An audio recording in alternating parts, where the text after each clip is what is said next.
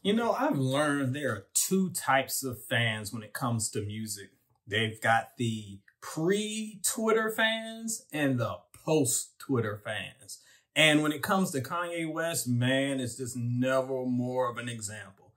You got half of the fan base wearing their sweaters, listening to Shaka Khan, the other half wearing shoes with dinosaur spikes on them, and out here rigging elections. But Lord help me, I need your prayers. Jesus is King. Pray for your boy as I get ready to rank Kanye West's entire discography from bottom to top.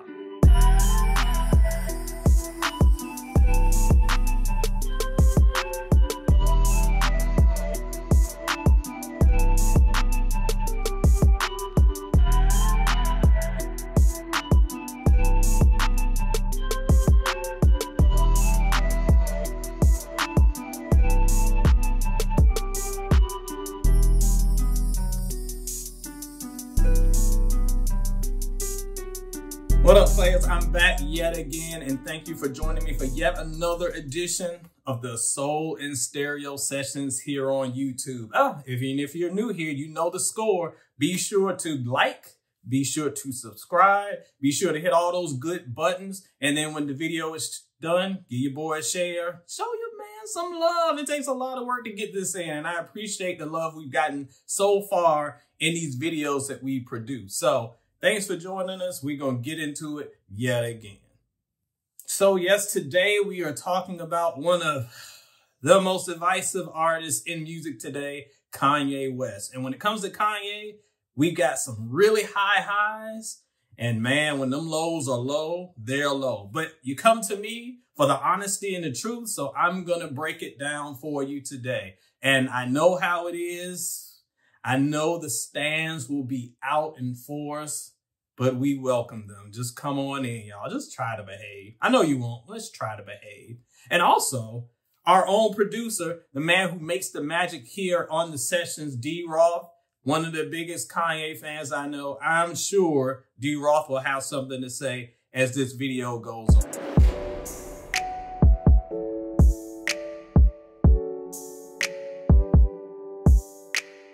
And again, before we get started, don't forget, soulinstereo.com is the place you need to go for more album rankings, for more album reviews, all types of pop culture rants. You like to hear me going off, check it out on the site, the home base, soulinstereo.com. Let's stop playing. Let's get it started.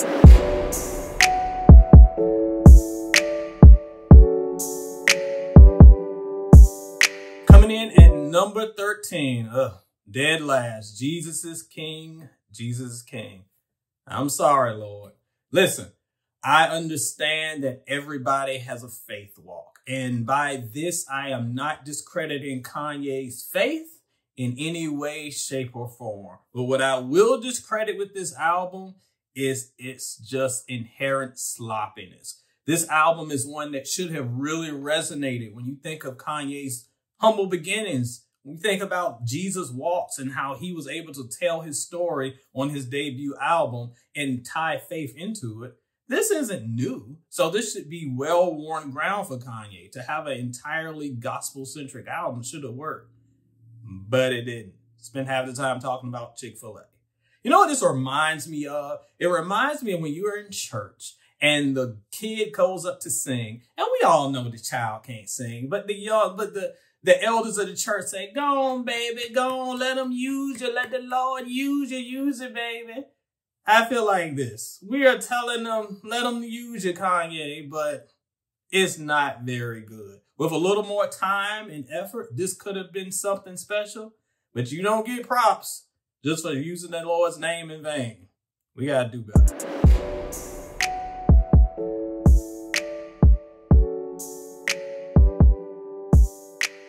Coming in at number 12, yes, 808s and Heartbreak. 2 star, no. This list already trash. This list trash is already trash. 808s and Heartbreak, the most brilliant album I ever heard. It's the greatest R&B album of all time. Best R&B album I ever heard. Actually, it's the only R&B album I ever heard. So that makes it the best album of all time. You don't know what you're talking about. Listen, hold on. Oh, Yeezys on sale. We got Yeezys on sale. We got these new Yeezys on sale. $5,000. Shoes look like fossilized dinosaur heads, but I'm going to get them. $5,000. Told y'all about those stands. Anyway, if you're a fan of soulandstereo.com, I don't have to repeat it. I have been ranting about this album for over 10 years. You know how I feel. How I feel that this album pretty much set the tone for the decimation of R&B in the next decade. That's another video. We'll get off of that because that doesn't have anything to do with the album quality. That's his legacy. And to be fair, this album has a pretty, I don't want to say good, but it definitely has a legacy because it helped start the auto-tune craze that we're currently still mired in. But beyond that, as an album itself, is just not very good. I'm sorry for your nostalgia. It isn't. Because when it comes to the production, the actual production of the album is pretty strong. Give props where it's due. The writing ain't it. And that's where this comes apart. Between the writing and the overuse of auto-tune, there's not much here. It just comes off as too gimmicky. Let me tell you about auto-tune real quick, players, because I've given this rant a million times. Auto-tune may be all over the place today, but auto-tune has always worked best as an accessory, as a garnish to your meal. You don't go to the restaurant and order a plate full of parsley and eat that. No, because it's garnish. It's supposed to accentuate. To have an entire project around it makes it feel too loose, too gimmicky, not enough structure to it, not enough soul, not enough passion. I know y'all love it. At the end of the day, it ain't working. 10 years strong, it still ain't.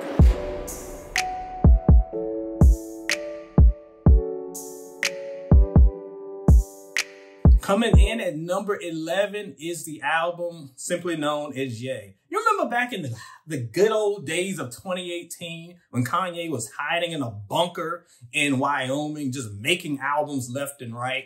Out of those summer sessions, we did get some good albums. Shout out to Pusha T. I still don't think that Nas album is as bad as you say, but that's a ranking for another day. And one more album we'll get to later was pretty good. But Kanye's actual album was probably the worst of the bunch. And it's because it has the same problems that latter day Kanye tends to have. It feels rushed, it feels unstructured, and just all over the place. The album itself feels like a rough draft of something that was started to put together. And before you know it, the English teacher was like, I need my assignment. Where you got, Kanye? Here it is. We got a bunch of stuff that's put together that's not solidified. Yeah, there's a song here or there that might be able to have some substance, and there's some potential to be found. There's just not enough here. And as an album, it does not work.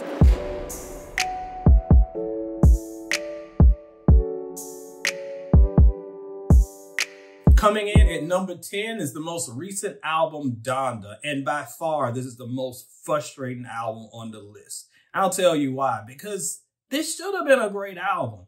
Now, when you look at Kanye's, as we will continue to go into this list, Kanye's problems in recent era, pretty much the past decade, has just been inconsistency and music that does not fit. It's just music that's thrown there and there's not enough structure around it. No pacing, nothing that really tells a story of an album. Here, he almost gets it, but he goes overboard. So yes, there are some really great songs here. And where Jesus is King totally failed, this one does much better at pronouncing his faith, telling more about his personal story and his struggles, and being able to help audiences relate to that journey. There's a lot of good stuff here. The problem is, they're great, 5, 6, 7 really great songs, but this album runs longer than a Marvel movie. So if you have me 6 or 7 good songs, that means there are 25 songs that ain't hitting. That's not a good score. And I know in these days of creating your playlist, just create your own playlist of the good songs. We don't grade albums like that around here, player. We don't grade on a curve here at the sessions. I have to judge it as an overall package. And overall, there's way too much misses and not enough hits. But It's frustrating because the good stuff is some of the best stuff he's done in decades.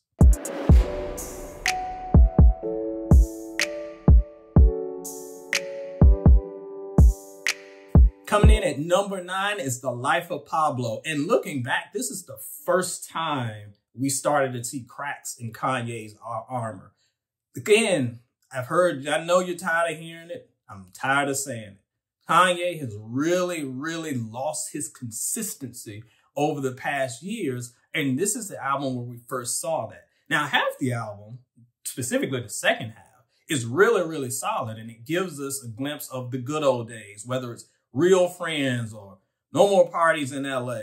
Ultralight Beam, again, gives us the introspective faith side of Kanye that, to me, is when he shines best. But then, especially that first half, it's just stuff just thrown everywhere against the wall. Too many features, just not enough flow and consistency throughout the project. So again, there's lots of good stuff, but there's just not enough to keep it together for the package to be as solid as it should be.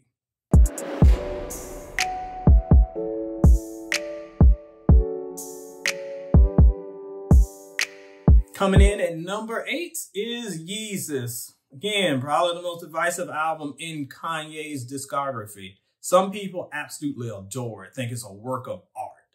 Others think it's just noise, a sound clash. And to be fair, I understand both sides. And when you look at the time and place Kanye was coming from to this album, it is very jarring. But in most times when you have two sides that are that far apart, the truth is usually in the middle, and that's where I am on this one. Overall, it's an ambitious album, and when it works, it works. I know the electronic sounds aren't for everyone, but when used expertly, it's done very well. And there's some really good songs here that are different than the usual Kanye norm. But as his sound began to progress and he began to experiment more, it worked really well. But again, there are some songs that just reek with his worst habits, the immaturity, to just throwing stuff against the wall. That I Made It song, like, get rid of it. It's one of the worst songs I've ever heard. There's too much here that's just all over the place and not enough that focuses on his overall message and theme. So again, this is another album. When it works, it really works. When it doesn't, it's a mess. It's not the work of art that many proclaim it to be, but it's certainly not the disaster others say either.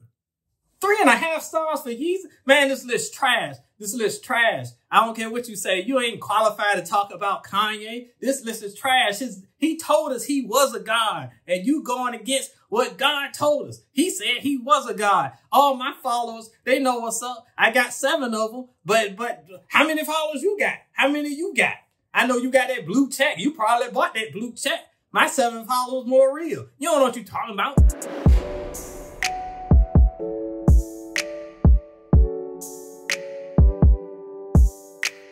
Coming in at number 7 is the Cruel Summer Good Music collabo. I'm probably going to get some hate on this one, but I don't care. I always get hate. This album, I think, is really good and was kind of overlooked at the time. The collaboration albums don't always get a lot of love because they can kind of go in all types of insane directions. And I know that this one is beloved for a few hits. We've got Click, we've got Mercy, and those have kind of lived on as hits in itself, but the actual body of work really isn't discussed enough. And that's not fair because got some good joints up here. From the Mighty Healthy sample that Kanye co-ops. I thought Cold was a really fun song. I also love Bliss with John Legend and Tiana Taylor. The joint that Marsha Ambrosius jumps on. I think she does a great job on her feature as well. There's lots of good stuff. And the thing is, all of the good music collaborators get a chance to shine. So where some of the other albums we've discussed on this list fall through because Kanye being Kanye and not being focused, this one gives them a chance to, while he takes a back seat, these other artists step up and really provide some good stuff. Overall, as a package, I think this is a really solid release and one that does not get talked about enough.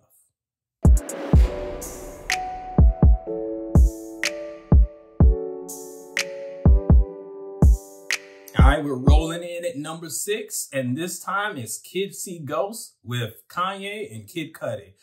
Again, those 2018 Wyoming sessions, you never know what you're going to get. Sometimes you might get heat. Sometimes you might get a box full of farts. But this time it actually worked. And I like this album because Kanye and Cudi came together for a common cause. And it worked because, gasp, surprise, unbelievably, there is an actual theme and consistency to the project. That's all I ask, people. That's all I ask. Consistency in themes.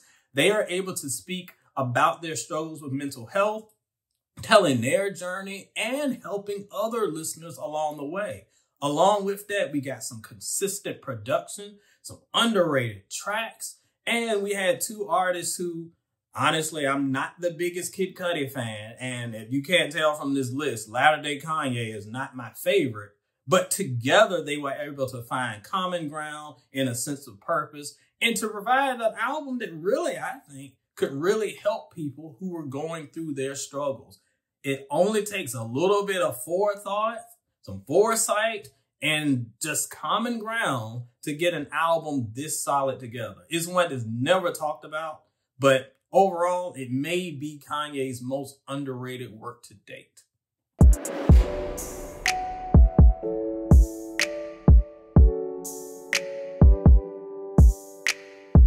Coming in at number 5 is Watch the Throne, the merging of 2 rap titans. And I know we shouldn't really be surprised that this album is as good as it was. We've seen Kanye and Jay-Z collaborate on many tracks in the past. They were always highlights.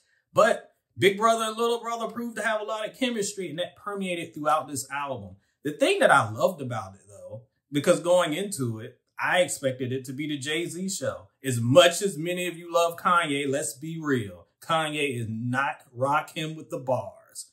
I mean, you're lucky you can get a couple decent 16s out of him ever. He's all about charisma, not so much about actual lyrical excellence most of the time. But when he's paired with Jay-Z, he raised his game. And together, they were able to really shine. Many times, Kanye outshining Jay on these tracks. That's why this really helped. One thing I miss in hip-hop is the competitive nature of collabo traps. I love a good posse cut where everybody's trying to out-bar each other. And you get glimpses of that here on this album because not only do you get the spirit of competition, you also get the spirit of camaraderie. These sound like 2 guys who really have love for each other and love for the art. That's why to this day, people are still clamoring for Watch the Throne 2. Now, look, I know it's not a perfect release because, again, despite its reputation, it does have some holes. It's a little too long in the tooth for me. But when it comes together, overall, this is a really, really solid collab album and one that I would like to see a sequel of, but I don't know if it's going to be Terminator 2 type sequel or one of those other type sequels.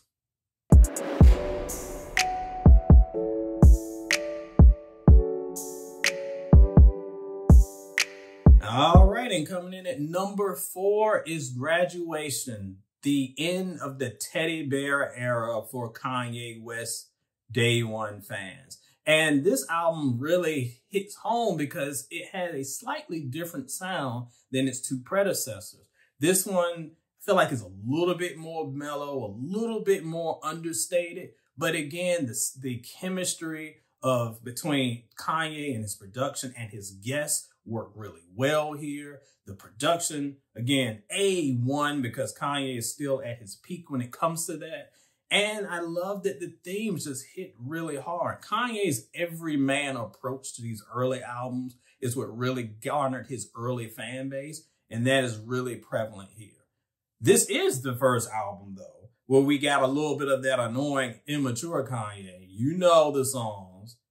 Barry Bonds, Drunken Hot Girls. These were 2 anomalies at the time. And we're like, where the heck did these songs come from? Go get ready.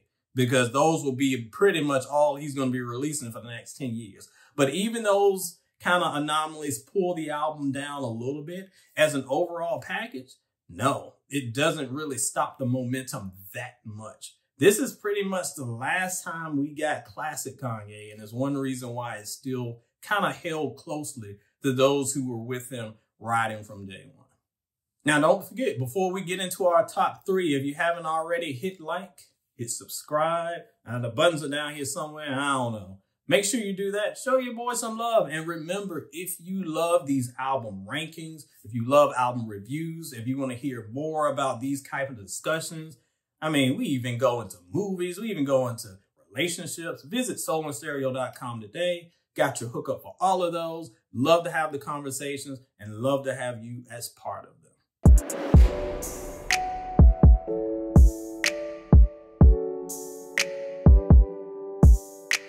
Coming in at number 3, My Beautiful, Dark, Twisted Fantasy. No. Ain't no way. There's no way this album is number 3. Number 3? No, this is the greatest album ever recorded. And number 3? Who making this list? What's wrong with you? How old is you, dude? How old is you? You got to be 80. You got to be old. Because nobody knows. This had me like, no. Anyway. For a generation of rap fans, this album is their songs in the key of life. This album is what birthed many fans' love of hip-hop and their love of Kanye. This Kanye is the Kanye they know, the superstar Kanye. And as an album, I can understand its legendary legacy. It's pretty incredible. From the side of just the production only, this may be Kanye's best work. And quite frankly, maybe the best produced album in the past 15 years. I can't think of one that beats it. Definitely the past decade. For that alone, its legacy of excellence is deserved. However, despite its legacy of being absolutely flawless and its perfect and work of art, there are definite holes here. And one of them for me is that some of the songs just get, for lack of a better word, a little pretentious, just like its creator. Some of the songs run a little too long. Some of the skits get a little too long in the tooth. And the writing just isn't as strong as it would be on these later albums that we'll have on our list. So yes, it is absolutely a masterpiece in hip hop. And I understand its legacy as being a classic. Anyone who says that this album is a classic, I won't argue. I'm probably even likely to agree. But is it Kanye's best album? Nope, not by a long shot.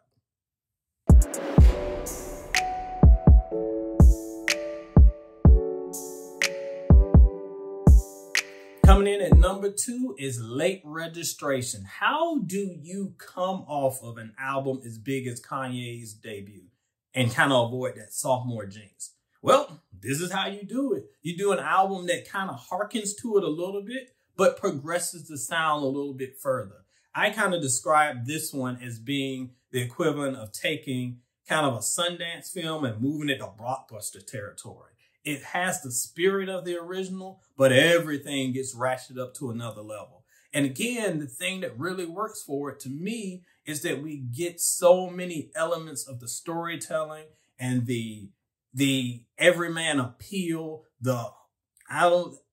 you can even say humbleness, even as weird to say about Kanye, you can really hear it in the songs. This is a man who is really finding himself in not just this industry, but as he breaches adulthood as well. You can experience the journey along with him.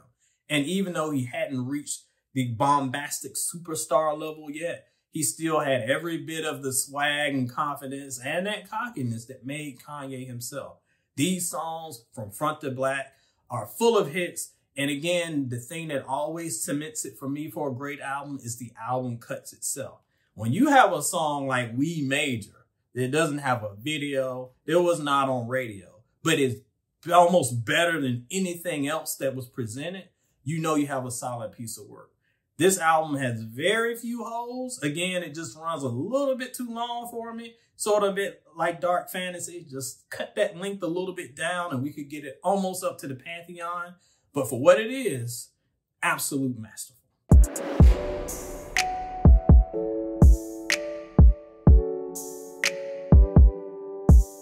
And coming in at number 1, Kanye West's debut, The College Dropout. People always ask me, oh, what makes a classic album? I'll tell you what don't make a classic album. An album that's been out 5 seconds that was on Twitter, been trending for 2 hours, and y'all calling this a classic, and you only been through it one time. A classic album to me is one that's just not a great album. It's one that transcends its genre and changes the direction of that genre going forward.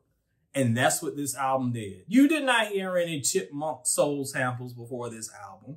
You did not hear kind of the everyman artists. Like most before this, many of the biggest artists were street dudes. Like you did not hear just a regular guy from a solid household just coming, being able to tell their story in a way that we've seen it today and taken for granted. But that all started here with this album. And not only did that album do it, it was just Kanye himself presenting himself as a regular dude. And that is what appealed to so many people. And this album was a reflection of that. And in a genre that was really kind of getting cold and processed, those soul samples just brought everything to life. And every song here just proceeds off of that. There's so much energy. And even when you pair Kanye with artists that, quite frankly, can rap better than him or are more experienced than him, he holds his own because of his charisma and his energy and his passion. You can really feel that through every bar. That's what makes this one so special. And even though I've been complaining about most of the albums here, especially in this top half, being a little long, this one kind of gets away from the pitfalls of that by being able to tie it together with one important thing that many albums are missing today: strong sequencing. The sequencing helps. So even though this album is pretty long, throwing in the school spirit skits and things like that keep the flow going so you can listen to it front to back without skipping, without moving around, without sitting there being bored because there's some song that runs 15 minutes and it's like, okay, when is this going to end? There is a story being told in each song through each sequence. And that's what makes College Dropout really the story of Kanye West. To me, it gets the coveted Soul and Stereo 5-star review. One of the best hip hop albums of all time. And by far, the best album Kanye West has delivered. College Dropout #1. How is College Dropout #1? That can't be right. That ain't the best album. I mean, I ain't heard it yet. I ain't never listened to the album, but it can't be the best one because it can't be better. Something I ain't never heard can't be better than something I have heard. That ain't how it works. That can't be right. I don't know who gave you the credentials to be out here trying to review stuff. You ain't no real Kanye fan. Look, every time I've been on Kanye, ever since I've been on Twitter since 2012, I knew all about Kanye's music. I ain't got to listen to the old stuff because I know the new stuff. So that makes me qualified. And I would have more to say, but I got to go and do this English midterm and make sure I get the dishes out of the sink so my mama don't get me mad so I don't get in trouble. So you hold on. I'm going to be back. I got something to say. I'm going to be back. I'll wash these dishes, though. So that's it. All of Kanye's albums rank from bottom to top. Now, I know you got opinions, so leave them in the comments. Let me know where you would rank them. Where would you put the worst? Where would you put the best? Would you have Dark Fantasy at the top? Maybe. Who knows? But let us know what you think. Share your list below. Let's just not make it World War III players. You know how these stands get. Just let them do their thing. Let's have fun. Let's talk music. And hopefully we can have a good time doing it. All right, y'all. Thanks for joining me for yet another edition of the Soul and Stereo Sessions. This session is a wrap. Play on, players. Definitely.